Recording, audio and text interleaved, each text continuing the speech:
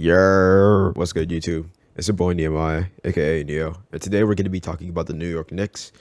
Now, after a very impressive 2021 campaign where they've came back to the finals or not the finals, the playoffs after a really long time, and Julius Randle, of course, being the most improved player and a really good All Star, they've essentially just fallen off of a cliff. It could probably be because of Julius Randle just not being as good of a player as he was, or the signings that they had this last season with Evan Fournier and a bunch of other people just not working out, or it just maybe because they just had a really good run in 2021 and they may just have overachieved.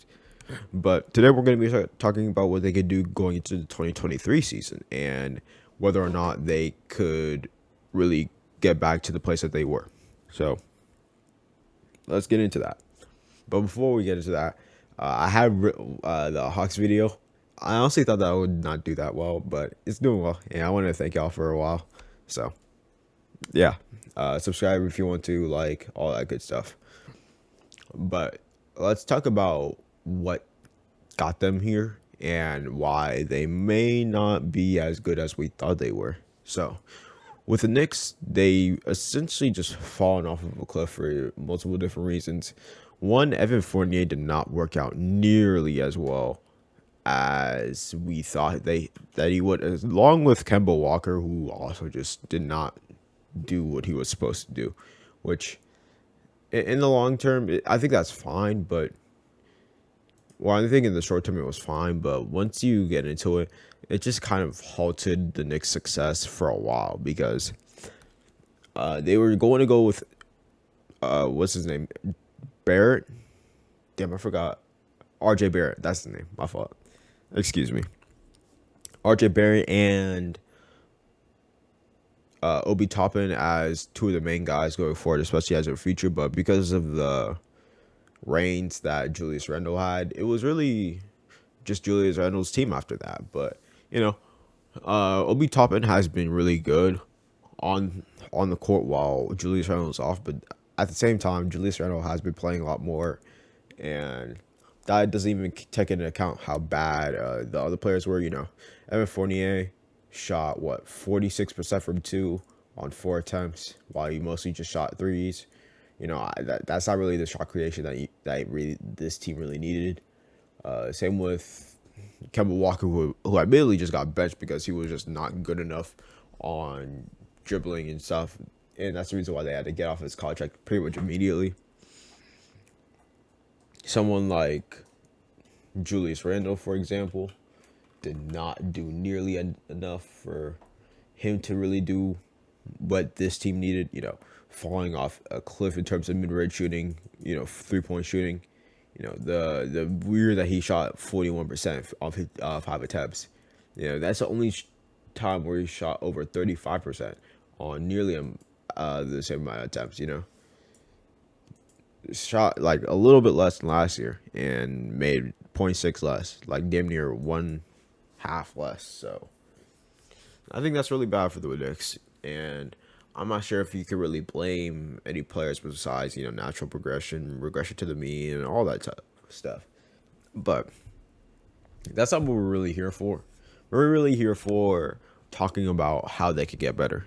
And for us to really realize what went wrong, we have to first realize, or we have to then realize what can come next in terms of what they could do. Now, the shot creation, the playmaking are really big issues. And this is where the Jalen Brunson rumor is coming. Now, I don't think I've ever talked about Jalen Brunson as a player in depth, but I think Jalen Brunson does do a lot in terms of rim pressure, dribble penetration, secondary playmaking, really good defense. He's just a really solid guard. He's someone that you would really want as like your number 2 or even number 3, because he's a really good ball handler, even alongside Luka, who's just a really heliocentric player. Even after the Jazz series, he was still putting up really good numbers. 20 points per game, damn near, on okay true shooting percentage. And that's his first playoff run as this kind of role. So it's not bad for the Knicks to go after him. In fact, I would really like, going younger, getting a better shot creator, getting a better playmaker than anyone on the roster probably. That's really good. The problem comes in where this is pretty much the only notable player that they're getting. And that wouldn't be bad. But the thing is, putting 25 million annually on a 25-year-old guard, something that people don't realize is Jalen Brunson is already 25. He kind of seems like he'd be 23, 24. Nah, he's kind of old. Well, he's getting up there. He's not old. But the point still stands, he's just not the type of guy who's on the same time frame as RJ Barrett or even Obi Toppin. Well, I think Obi Toppin's older too. I think he's like 24. Toppin. Yeah, Obi Toppin's 24. So he does kind of fit in the timeline, but it's still, a little bit ahead. But regardless, I think there's one thing that we still need to realize, and it's that the Knicks kind of have to make this move because this is really the only guard available for them that's, one, fitting on the timeline, and two, could really just be paired up well with RJ Barrett and Obi Toppin going forward.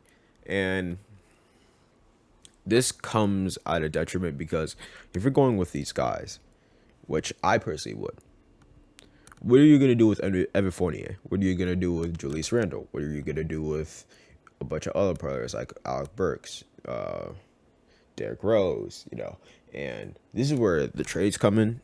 And I don't think that most of these teams would really want Julius Randle. In fact, I think the only team that would actually take Julius Randle would probably be the OKC Thunder just to, clear up cap space. But if I'm not mistaken, Julius Randle makes a boatload of money. He signed a really big contract last year, and that could really be a detriment. Yeah, he's making 23 next year, 25, 27, and he has a player option for 30 mil. Oof.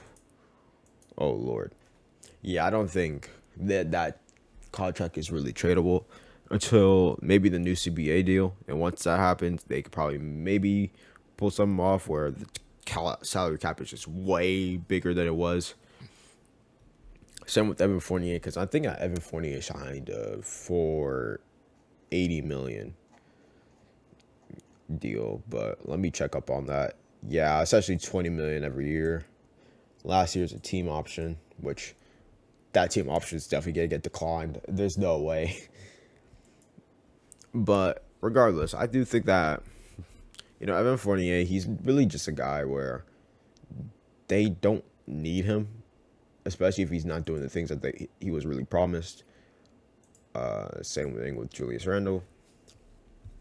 So with that, you have to kind of take into consideration in the next couple of years, if they do sign Jalen Brunson, which I think is a really good move, even if they're dumping 25, 26, $27 million at his way.